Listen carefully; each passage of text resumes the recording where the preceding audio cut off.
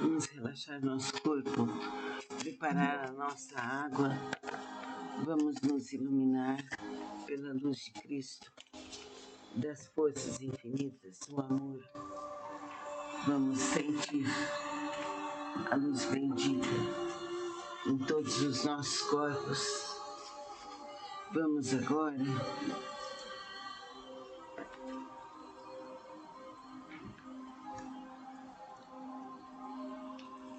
na sequência ao Evangelho de Cristo.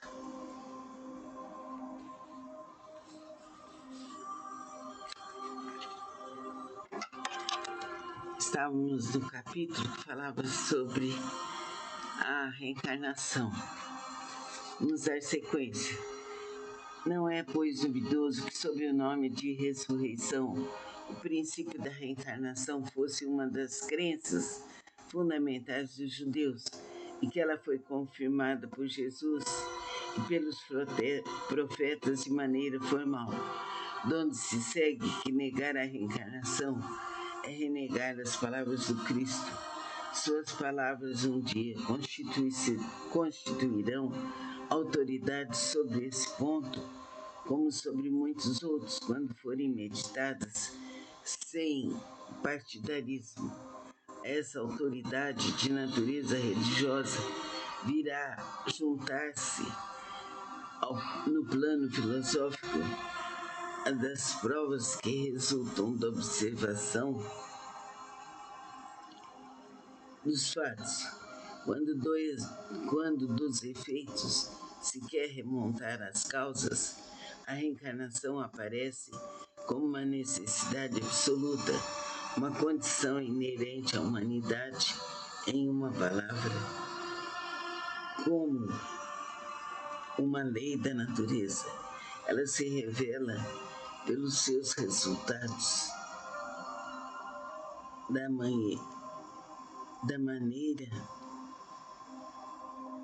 por assim dizer, material, como um motor oculto se revela pelo movimento que produz.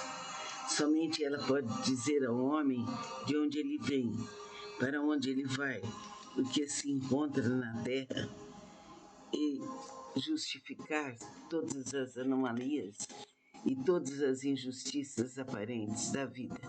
Sem o princípio da pré-existência da alma e da pluralidade das existências, a maior parte das máximas do Evangelho são ininteligíveis e por isso tem dado motivo a interpretações tão contraditórias. Esse princípio é a chave que deve restituir-lhes o verdadeiro sentido. Então vamos continuar na próxima aula.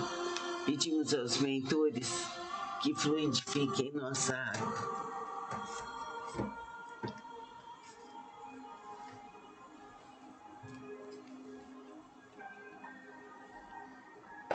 Santo anjo do Senhor, nosso zeloso guardador, se a ti confio piedade divina, sempre nos guarde, nos rege, nos ilumine, amém. Mãe Santíssima, cuidar de nós.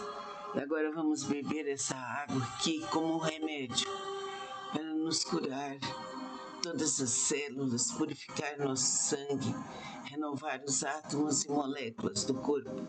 Que assim seja.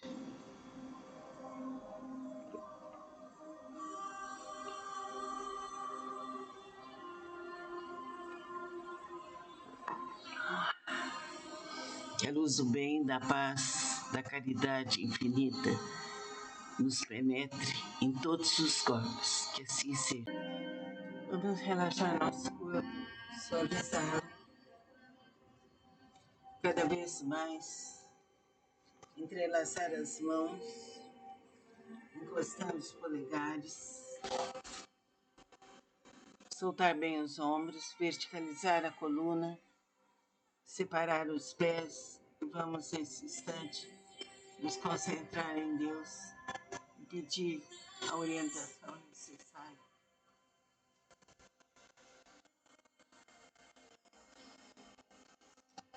Ressurreição e reencarnação.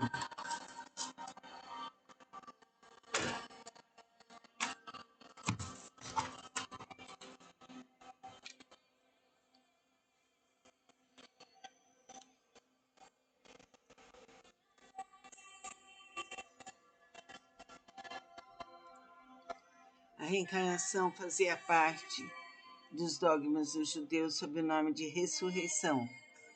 Somente os saduceus, que pensavam que tudo acabava com a morte, não acreditavam nela. As ideias dos judeus sobre essa questão, como sobre muitas outras, não estavam claramente definidas, porque só tinham noções vagas e incompletas sobre a alma e sua ligação com o corpo.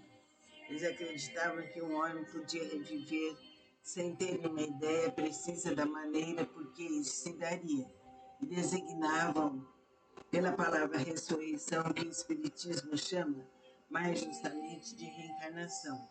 Com efeito, a ressurreição supõe o retorno à vida do próprio cadáver, o que a ciência demonstra ser materialmente possível, sobretudo quando os elementos desse corpo já estão há muito tempo dispersos e consumidos. A reencarnação é a volta da alma ao espírito, à vida corpórea, mas num outro corpo, novamente constituído, que nada tem a ver com o antigo. A palavra ressurreição podia sim aplicar-se a Lázaro, mas não a Elias, nem aos demais profetas.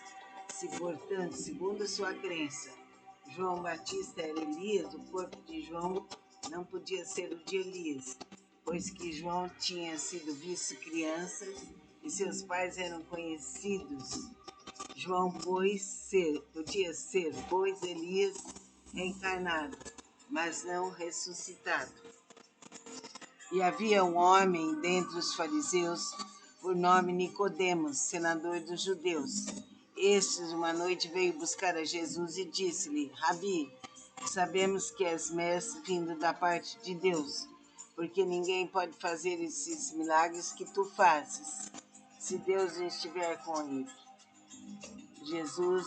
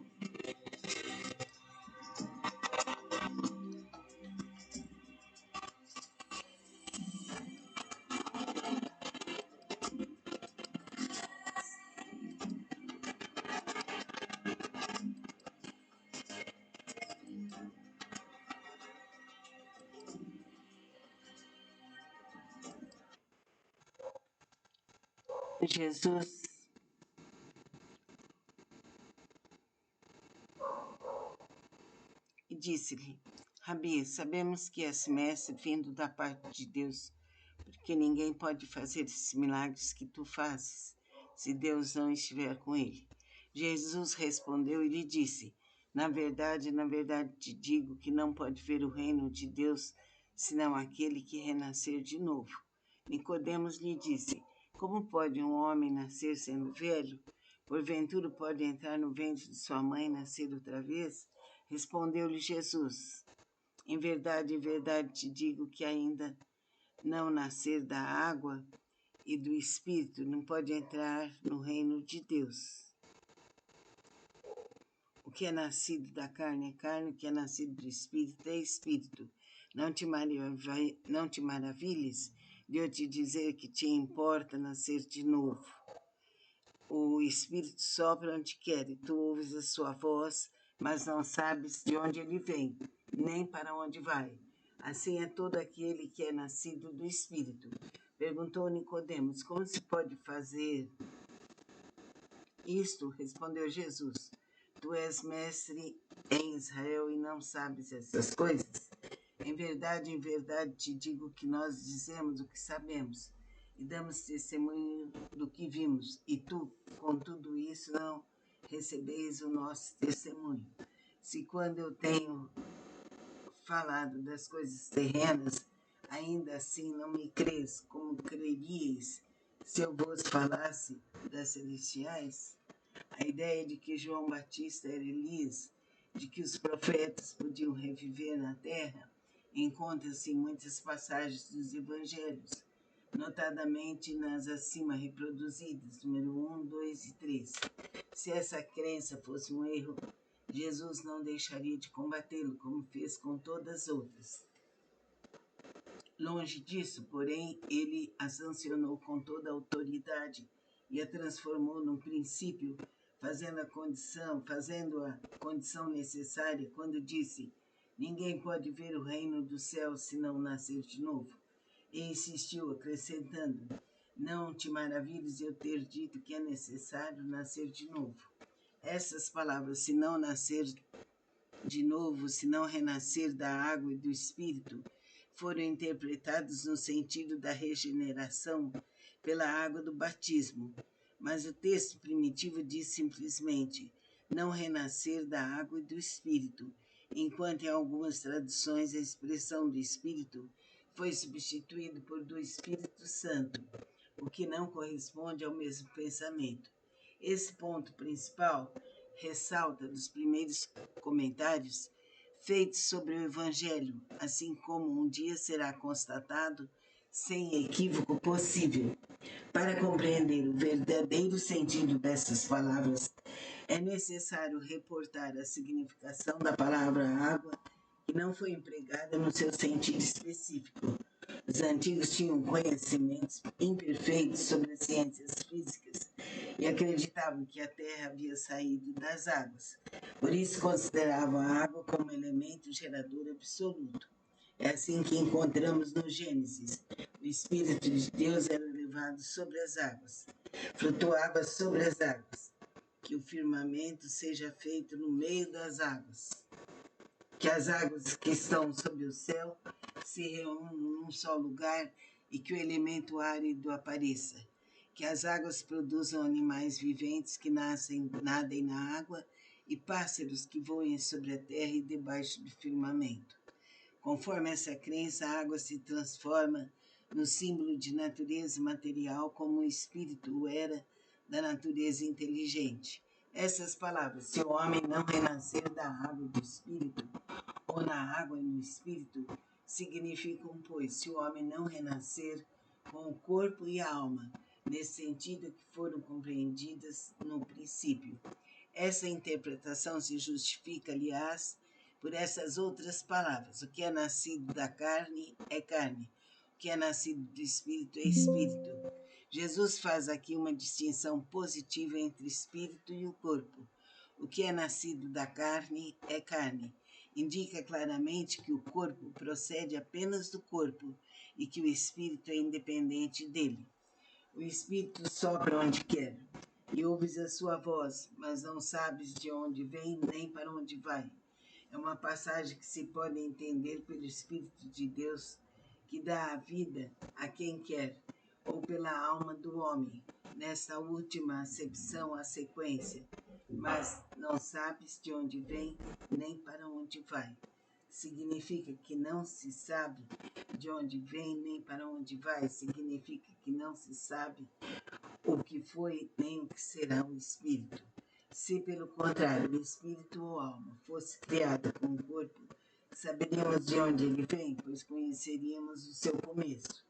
Em todo caso, essa passagem é a consagração do princípio da pré-existência da alma e, por conseguinte, da pluralidade das existências.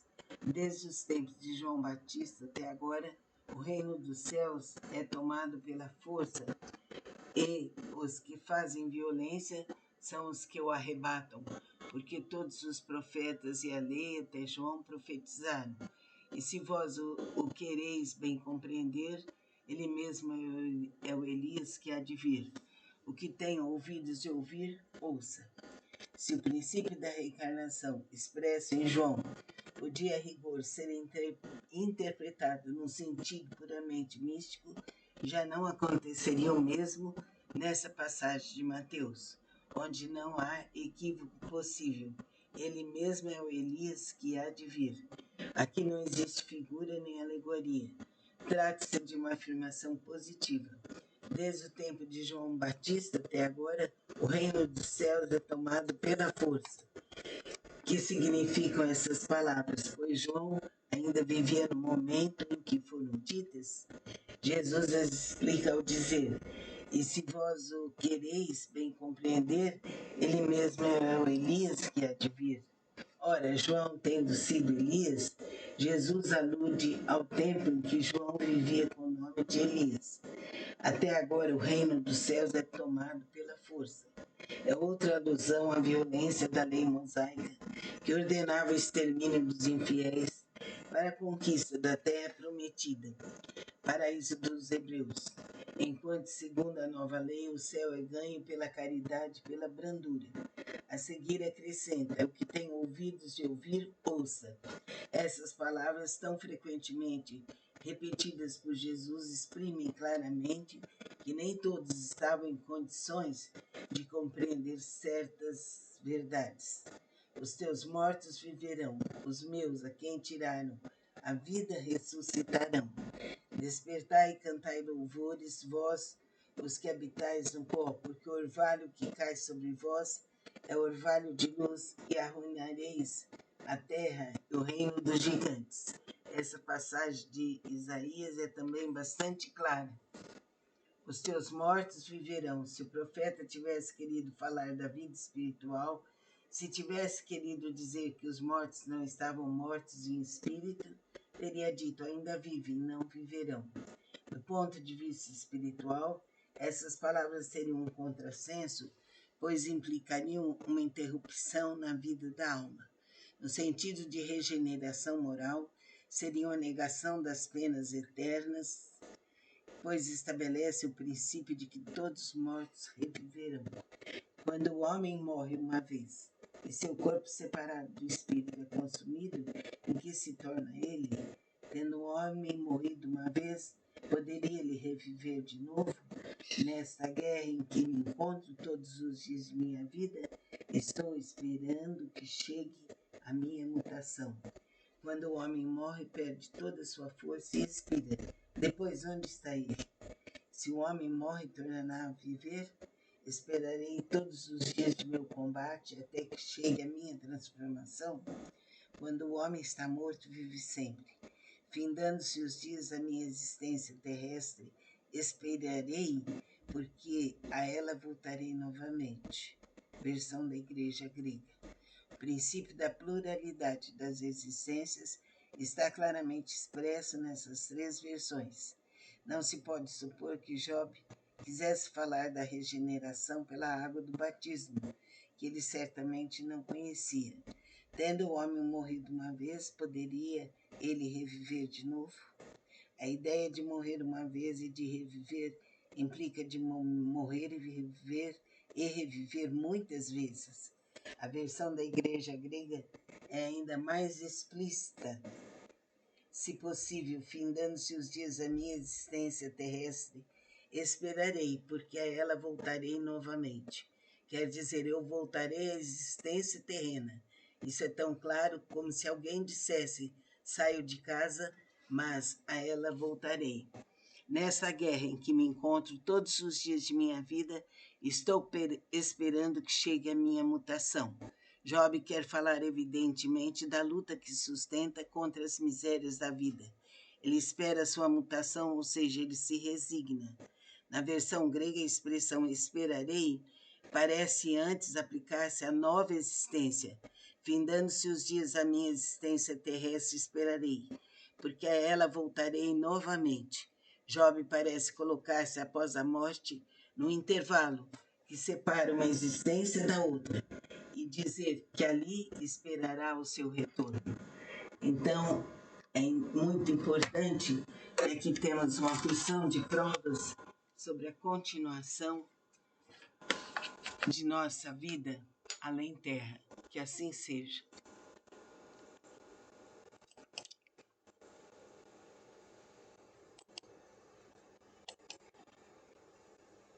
Vamos nos concentrar em Deus, sentar direito, a coluna ereta, ombros soltos, Entrelaçar as mãos, encostando os polegares. Aliviar bem seu rosto. Os pés separados. Entrelace as mãos, encoste os polegares. Feche os olhos para ouvir o Evangelho. Verdadeira pureza em mãos não lavadas. Então chegaram a ele os escribas e fariseus de Jerusalém, dizendo: por que viola os seus discípulos a tradição dos antigos? Pois não lavam as mãos quando comem pão. E ele respondendo lhes disse: e vós também, por que transgredis o mandamento de Deus pela vossa tradição? Porque Deus disse: honra teu pai e tua mãe.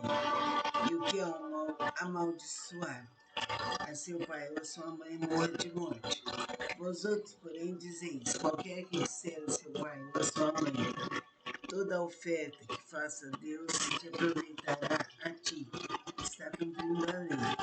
Pois é certo que o tal não honrará a seu pai ou a sua mãe. Assim é que vós tendes feito vão o mandamento de Deus pela vossa tradição. Hipócritas, bem profetizou de vós outros, Isaías, quando disse: esse povo honra-me com os lábios, mas o seu coração está longe de mim. Em vão, pois, me honram, ensinando doutrinas e mandamentos que vêm dos homens. E chamando a si as turcas, lhes disse: ouvi e entendei.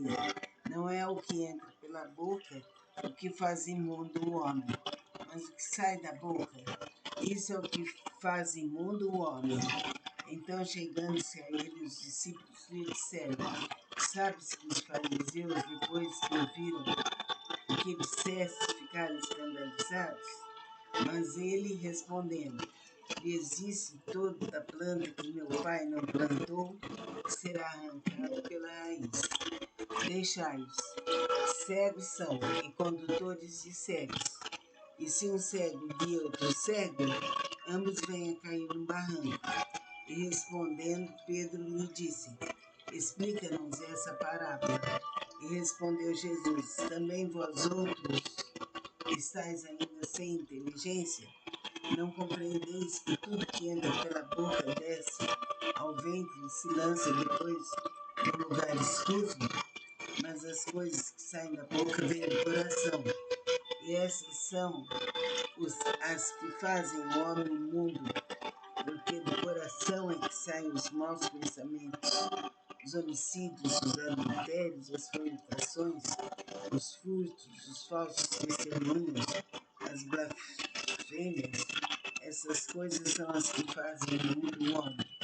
Comer, porém, com as mãos sem lavar, isso não faz imundo o homem. É quando Jesus, estando falando, pediu-lhe um fariseu que fosse jantar com ele, e, havendo entrado, sentou-se à mesa. O fariseu começou a discorrer consigo mesmo sobre o motivo por que não se tinha lavado antes de comer.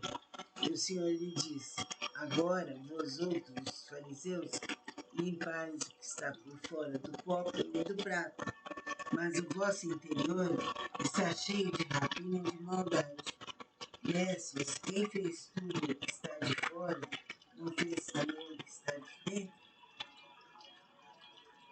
Então é importante a pessoa perceber que aquilo que está fora não explica o que está dentro.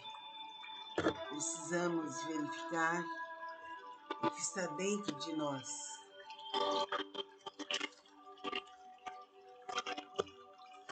Se a pessoa não cuidar disso, ela deixa de ver a imundície. Então, de que adianta lavar o copo e o prato? Precisamos verificar o que está dentro de nós e fazer tudo de melhor em nossas vidas. Que assim seja. Em nome do Pai, do Filho e do Divino Espírito Santo. Jesus, auxiliamos.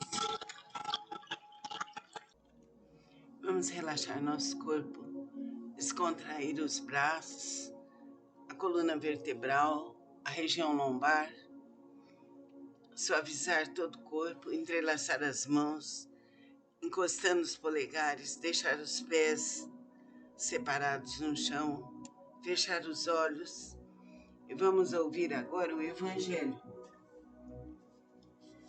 O Evangelho de Cristo. Concentre-se e pense naquilo que você precisa e abra o seu Evangelho. Então vamos ver, para afastar os maus espíritos, ai de vós, escribas e fariseus hipócritas, porque limpais o que está por fora do copo e do prato, e por dentro está cheio de rapina e imundícies. Fariseu cego, purifica primeiro o interior do copo e do prato, para que também o exterior fique limpo. Ai de vós, escribas e fariseus hipócritas, porque sois semelhantes aos sepulcros branqueados que parecem por fora formosos aos homens, e por dentro estão cheios de ossos de mortos e toda asquerosidade.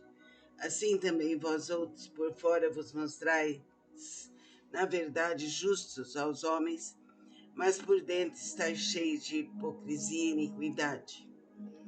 Prefácio: os maus espíritos só estão onde podem satisfazer a sua perversidade. Para afastá-los não basta pedir nem mesmo ordenar que se retirem. É necessário eliminar em nós aquilo que os atrai. Os espíritos maus descobrem as chagas da alma, como as moscas descobrem as do corpo. Assim, pois, como limpais o corpo para evitar bicheiras, limpai também a alma das suas impurezas para evitar as obsessões.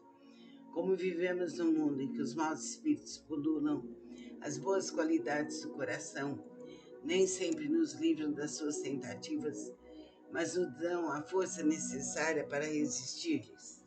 Prece, em nome de Deus Todo-Poderoso, que os maus espíritos se afastem de todos nós, que os bons nos defendam deles. Espíritos malfazejos, que inspirais maus pensamentos aos homens, espíritos enganadores e mentirosos, que os enganais, espíritos zombeteiros, que zombais da sua credulidade, eu vos repito com todas as minhas forças, e fecho os meus ouvidos às vossas sugestões, mas peço para vós a misericórdia de Deus. Bons espíritos que me assistis, dai-nos a força de resistir à influência dos maus espíritos e as luzes necessárias para não cair nas suas tramas. Preservai-nos do orgulho e da presunção. Afastai de nossos corações os ciúmes, o ódio, a malevolência e todos os sentimentos contrários à caridade, que são outras tantas portas abertas aos espíritos maus. Dai-nos a fé, dai-nos a saúde, dai-nos a luz infinita, dai-nos a saúde, a cura total. Abre nossos caminhos para a luz eterna. Que assim seja. Namastê. Vamos nesse instante sentir a presença de Jesus, de Deus. Vamos abrir o Evangelho e ver o que ele nos propõe. Todos os que confessam a missão de Jesus dizem: Senhor, Senhor, mas de que vale chamá-lo Mestre ou Senhor quando não se segue os seus preceitos? São cristãos esses que o honram através de atos exteriores de devoção e ao mesmo tempo sacrificam no altar do egoísmo, do orgulho, da cupidez e de todas as suas paixões? São seus discípulos esses que passam os dias a rezar e não se tornam melhores, nem mais caridosos, nem mais indulgentes para com seus semelhantes?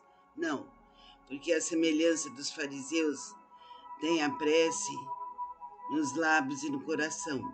Servindo-se apenas das formas, podem impor-se aos homens, mas não a Deus. É em vão que dirão a Jesus: Senhor, nós profetizamos, ou seja, ensinamos em vosso nome, expulsamos os demônios em vosso nome, comemos e bebemos convosco. Ele lhes responderá: Não sei quem sois. Retirai-vos de mim, vós que cometeis iniquidade, que desmentis as vossas palavras pelas ações que caluniais o próximo, que espoliais as viúvas e cometeis adultério. Retirai-vos de mim, vós cuja oração destila ódio e fel, vós que derramais o sangue de vossos irmãos em meu nome, que fazeis correrem as lágrimas em vez de secá-las. Para vós haverá choro e ranger de dentes, pois o reino de Deus é para os que são mansos, humildes e caridosos. Não espereis dobrar a justiça do Senhor pela multiplicidade de vossas palavras e de vossas genuflexões. A única via que está aberta para alcançardes a graça em sua presença é a da prática sincera da lei do amor e da caridade. As palavras de Jesus são eternas, porque são a verdade. Não são somente a salvaguarda da vida celeste, mas também o penhor da paz, da tranquilidade, da estabilidade do homem entre as coisas da vida terrena. Eis porque todas as instituições humanas, políticas, sociais e religiosas que se apoiarem nas suas palavras serão estáveis, como a casa construída sobre a pedra. Os homens as conservarão, porque nelas encontrarão a sua felicidade. Mas aquelas que se apoiarem na sua violação serão como a casa construída sobre areia. O vento das revoluções e o rio do progresso as levarão de roldão. Então, sendo assim, vamos pedir a Deus que nos guarde, que nos ilumine. Peço agora que os mentores espirituais fluidifiquem nossa água, deixando-a como um remédio que nos cura, que nos alivia, que nos liberta de todos os males passados, presentes e futuros. Que assim seja. Vamos beber essa água devagar.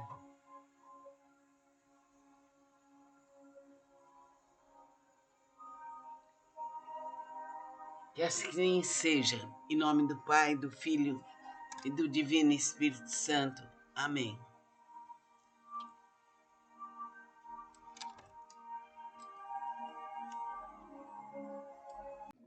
Vamos relaxar nosso corpo, soltar os ombros, verticalizar a coluna, entrelaçar as mãos, encostando os polegares, deixar os pés separados, fechar os olhos. Vamos, nesse instante, preparar a nossa água, iluminar nossos caminhos e abrir o Evangelho.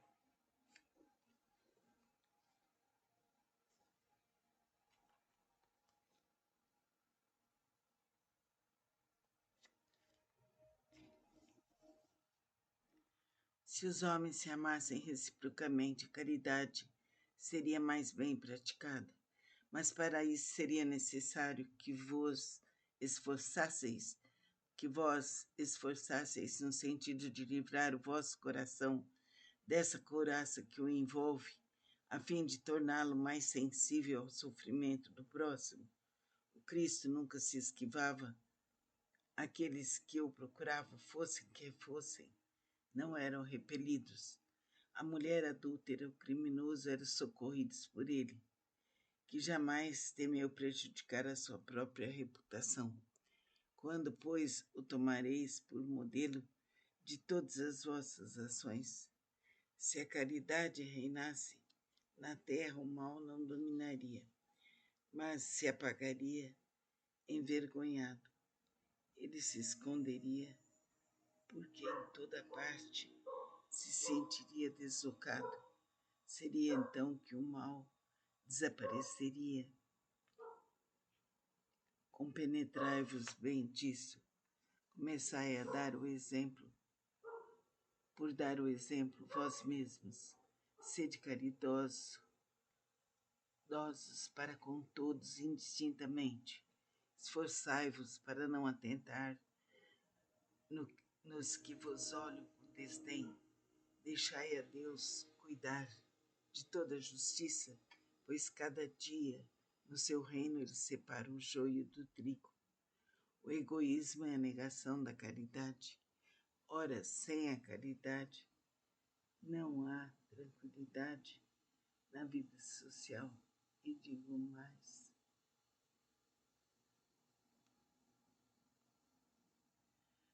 não há segurança. Com egoísmo e orgulho que andam de mãos dadas, essa vida será sempre uma corrida favorável ao mais esperto, uma luta de interesses em que as mais santas afeições são calcadas aos pés, em que nem mesmo os sagrados laços da família são respeitados. Então é importante seguirmos com fé, com luz, com força, com amor, com verdade, com justiça, com integridade. Que Deus nos favoreça, que Deus nos ilumine, que a força do amor persevere, que sejamos independentes, livres e felizes.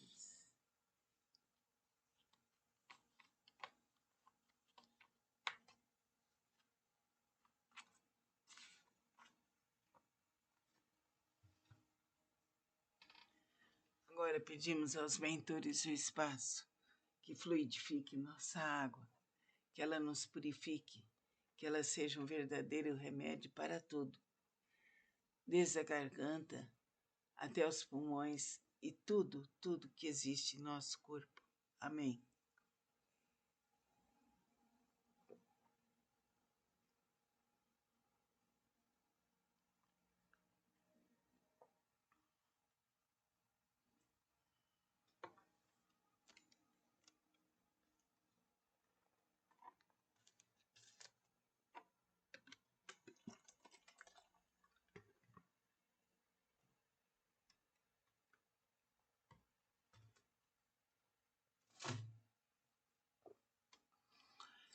Estamos purificados, iluminados, somos saudáveis e felizes. Amém. Vamos suavizar nosso corpo, vamos relaxá-lo, ligarmos-nos em Deus, pedir que a força infinita nos envolva, nos proteja, nos liberte, afaste de nós todo mal. Abrindo o Evangelho, vamos ler.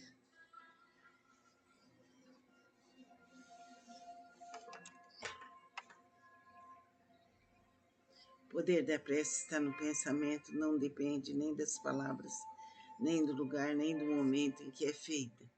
Pode-se, pois, orar em qualquer lugar, a qualquer hora, sós ou em conjunto. A influência do lugar ou do tempo depende das circunstâncias que possam favorecer o recolhimento. A prece em comum tem ação mais poderosa, quando todos que se fazem se associam de coração no mesmo pensamento e têm a mesma finalidade, porque então é como se muitos clamassem juntos em uníssono. Mas que importaria estarem reunidos em grande número se cada qual agisse isoladamente por própria conta? 100 pessoas reunidas podem orar como egoístas, enquanto 2 ou 3, ligadas por uma aspiração comum, orarão como verdadeiros irmãos em Deus, e sua prece terá mais força do que a daquelas 100. Então vamos nos concentrar e orar em silêncio para Deus, para as forças infinitas do amor.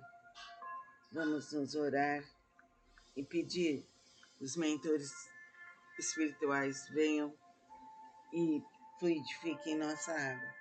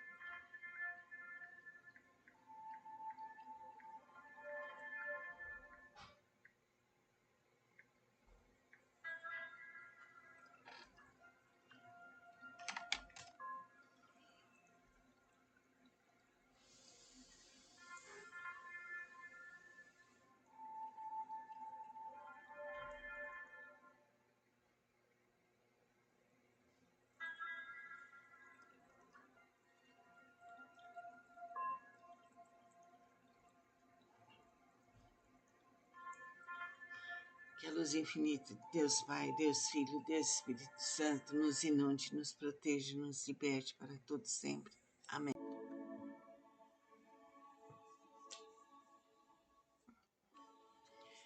Vamos suavizar nosso corpo, verticalizar a coluna, entrelaçar as mãos, encostando os polegares, nos concentrarmos em Deus. Vamos realizar o Evangelho.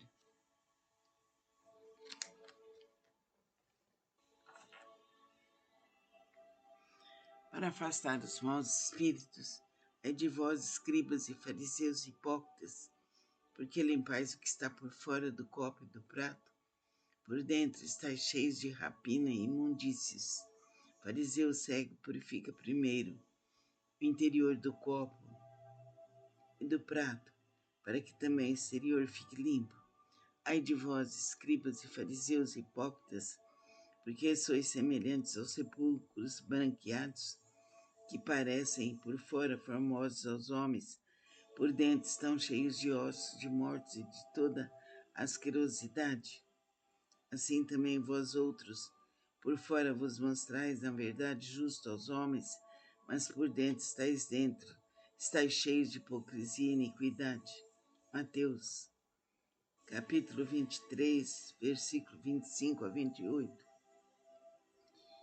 Prefácio: os maus espíritos só estão onde podem satisfazer a sua perversidade. Para afastá-los não basta pedir nem mesmo ordenar que se retirem. É necessário eliminar em nós aquilo que os atrai. Os espíritos maus descobrem as chagas da alma, como as moscas descobrem as do corpo. Assim, pois, como limpais o corpo para evitar as bicheiras, limpai também a alma das suas impurezas para evitar as obsessões. Como vivemos num mundo em que os maus espíritos pululam, as boas qualidades do coração nem sempre nos livram de suas tentativas, mas nos dão a força necessária para resistir. Prece, em nome de Deus Todo-Poderoso, que os maus espíritos se afastem de todos nós, que os bons nos defendam deles. Espíritos malfazejos, que inspirais maus pensamentos aos homens, espíritos enganadores e mentirosos, que os enganais, espíritos zombeteiros, que zombais da sua credulidade, eu vos repito, com todas as minhas forças, fecho os meus ouvidos às vossas sugestões, mas peço para vós a misericórdia de Deus.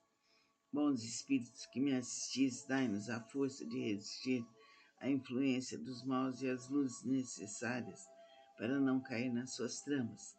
Preservai-nos do orgulho e da presunção.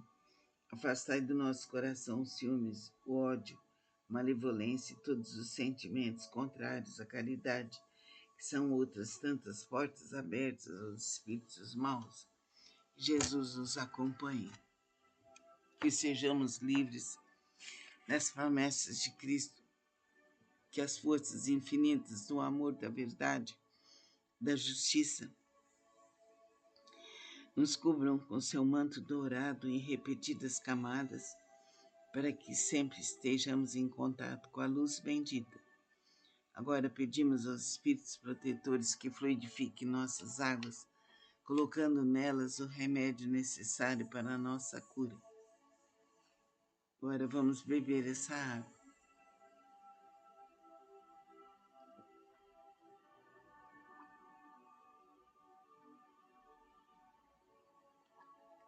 Que assim seja. Essa água nos purifica, nos renova, nos dá a cura necessária, nos liberta, nos afasta de todo e qualquer mal. Que assim seja. Namastê. Vamos relaxar nosso corpo, manter a coluna ereta, abdômen para dentro, ombros eretos. Vamos, neste momento, fechar os olhos e suavizar todo o corpo. Antes você deixa a água preparada, vamos fazer o Evangelho.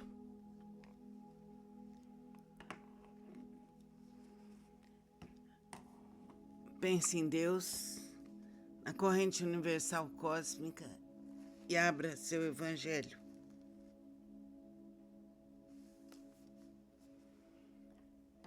O texto que aparece é o óbolo da viúva. Estando Jesus assentado defronte de onde era o gasofilácio, observava ele de que modo deitava o povo ali o dinheiro, e muitos que eram ricos deitavam com mão larga. E tendo chegado uma pobre viúva, lançou 2 pequenas moedas que importavam R$1. E convocando seus discípulos, lhes disse: na verdade vos digo, que mais deitou esta pobre viúva do que todos os outros que deitaram no gasofilácio. Porque todos os outros deitaram do que tinham na sua abundância, porém essa deitou da sua mesma indigência tudo que tinha e tudo que lhe restava para seu sustento. Marcos capítulo 12, versículo 41 a 44, Lucas capítulo 21, versículo 1 a 4. Muita gente lamenta não poder fazer todo o bem que desejaria, por falta de recursos, e se querem a fortuna, dizem, é para bem aplicá-la.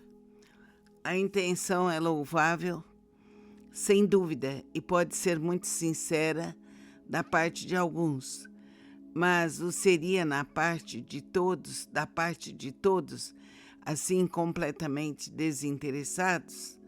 Não haverá os que, inteiramente empenhados em beneficiar os outros, se sentirão bem de começar por si mesmos, concedendo-se mais algumas satisfações, um pouco mais do supérfluo que ora não tem, para dar aos pobres apenas o resto? Esse pensamento oculto, talvez dissimulado, mas que encontrariam no fundo do coração, se o sondassem, anula o mérito da intenção, pois a verdadeira caridade faz antes pensar nos outros do que em si mesmo. O sublime da caridade, nesse caso, seria procurar cada qual, no seu próprio trabalho, pelo emprego de suas forças, de sua inteligência, de sua capacidade, os recursos que lhe faltam para realizar suas intenções generosas. Nisso estaria o sacrifício mais agradável ao Senhor. Mas, infelizmente, a maioria sonha com meios fáceis de enriquecer de um golpe sem sacrifícios, correndo atrás de quimeras como a descoberta de tesouros, uma oportunidade favorável, o recebimento de heranças desnecessárias, inesperadas e assim por diante. Que dizer dos que esperam encontrar para os secundar nessas buscas auxiliares entre os espíritos? É evidente que eles nem conhecem nem compreendem o sagrado objetivo do espiritismo, e menos ainda a missão dos espíritos, aos quais Deus permite comunicarem-se com os homens. Mas justamente por isso são punidos pelas exceções. Livro dos Médiuns, número 294 e 295. Aqueles cuja intenção é desprovida de qualquer interesse pessoal devem consolar-se de sua impotência para fazer o bem que desejariam, lembrando que o óbolo do pobre, que o tira de sua própria privação, pesa mais na balança de Deus que o ouro do rico, que dá sem privar-se de nada. Seria grande a satisfação, sem dúvida, de poder socorrer largamente a indigência, mas se isso é impossível, é necessário submeter-se a fazer o que se pode. Aliás, não é somente com o ouro que se pode enxugar as lágrimas, e não devemos ficar inativos para não o possuirmos. Aquele que deseja sinceramente tornar-se útil para os seus irmãos encontra ocasiões, 1000 ocasiões de fazê-lo, que as procure e as encontrará. Se não for de uma maneira, será de outra. pois não há uma só pessoa no livre gozo de suas faculdades que não possa prestar algum serviço, dar uma consolação, amenizar um sofrimento físico ou moral, tomar uma providência útil. Na falta de dinheiro não dispõe cada qual do seu esforço, do seu tempo, do seu repouso, para oferecer um pouco aos outros. Isso também é a esmola do pobre, o óbolo da viúva. Então, sentindo que podemos auxiliar, que podemos ser sinceros em nossas atividades, agradecemos hoje a chance de poder estar realizando esse evangelho. Pedimos que a luz bendita nos acolha. Pedimos que as nossas águas sejam purificadas, abençoadas, protegidas, que elas se transformem num remédio necessário e curativo, e que tudo se faça por direito divino, para mim, para você que me ouve, para minha família, para todos os seres da terra e do universo inteiro. Que assim seja. Pai nosso, que estais em nós e nos céus, santificado seja teu nome. Venha a nós o vosso reino. Seja feita a vossa vontade, assim na terra como nos céus. O pão nosso de cada dia nos dai hoje. Perdoai nossas ofensas, assim como perdoamos a quem nos tem ofendido. Não nos deixeis cair em tentação, mas livrai-nos de todos os males, passados, presentes e futuros. Que assim seja. Namastê. Vamos relaxar nosso corpo, manter a coluna ereta, abdômen para dentro, ombros eretos. Vamos, neste momento, fechar os olhos e suavizar todo o corpo. Antes você deixa a água preparada, vamos fazer o evangelho.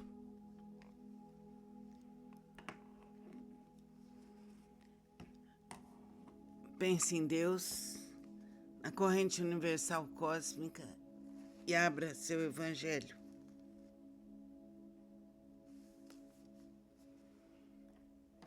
O texto que aparece é o óbolo da viúva.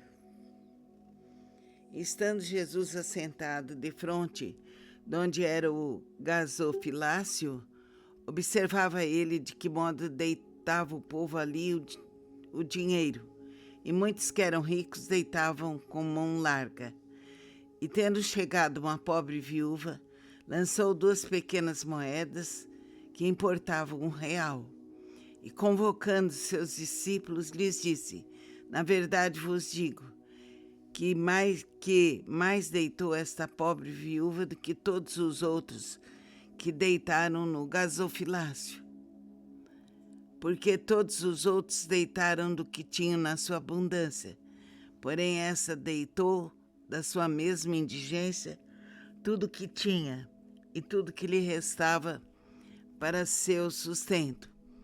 Marcos capítulo 12, versículo 41 a 44, Lucas, capítulo 21,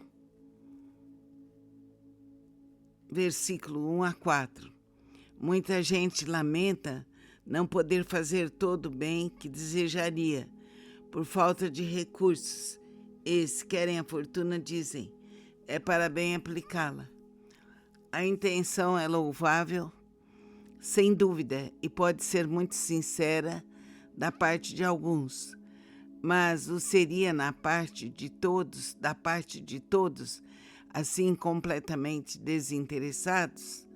Não haverá os que, inteiramente empenhados em beneficiar os outros, se sentirão bem de começar por si mesmos, concedendo-se mais algumas satisfações, um pouco mais do supérfluo, que ora não tem, para dar aos pobres apenas o resto?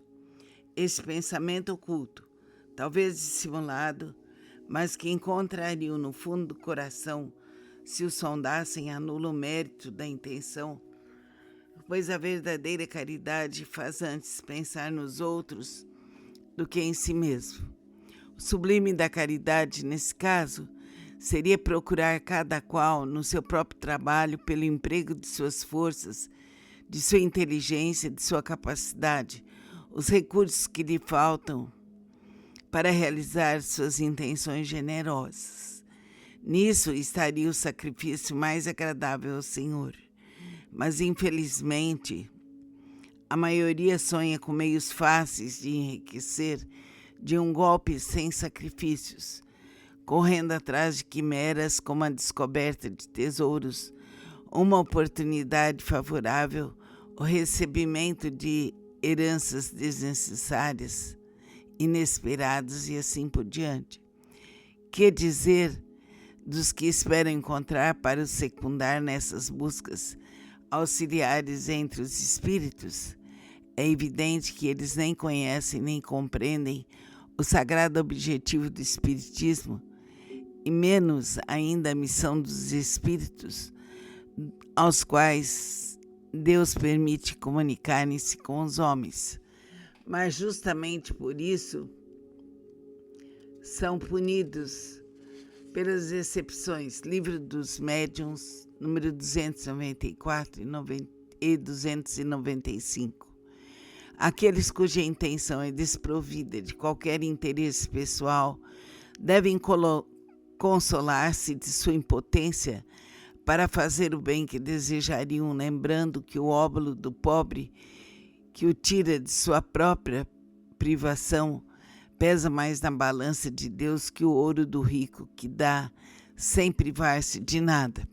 Seria grande a satisfação, sem dúvida, de poder socorrer largamente a indigência, mas se isso é impossível, é necessário submeter-se a fazer o que se pode. Aliás, não é somente com o ouro que se pode enxugar as lágrimas, e não devemos ficar inativos para não o possuirmos.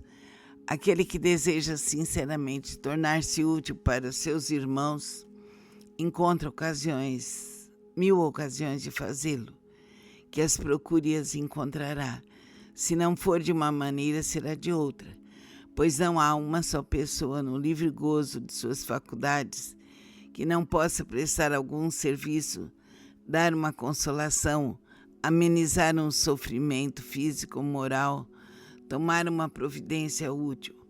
Na falta de dinheiro, não dispõe cada qual do seu esforço, do seu tempo, do seu repouso, para oferecer um pouco aos outros.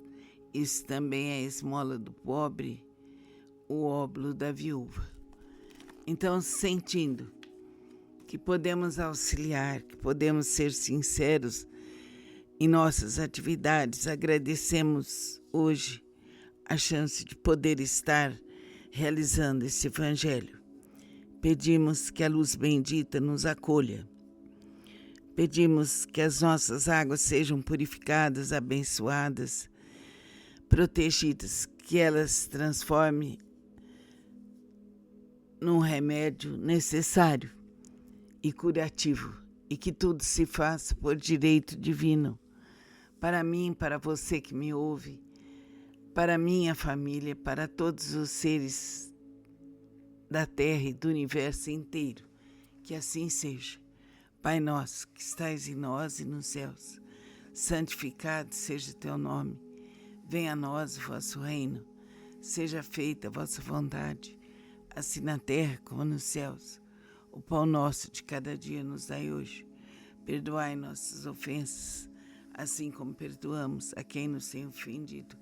Não nos deixeis cair em tentação, mas livrai-nos de todos os males, passados, presentes e futuros. Que assim seja. Namastê.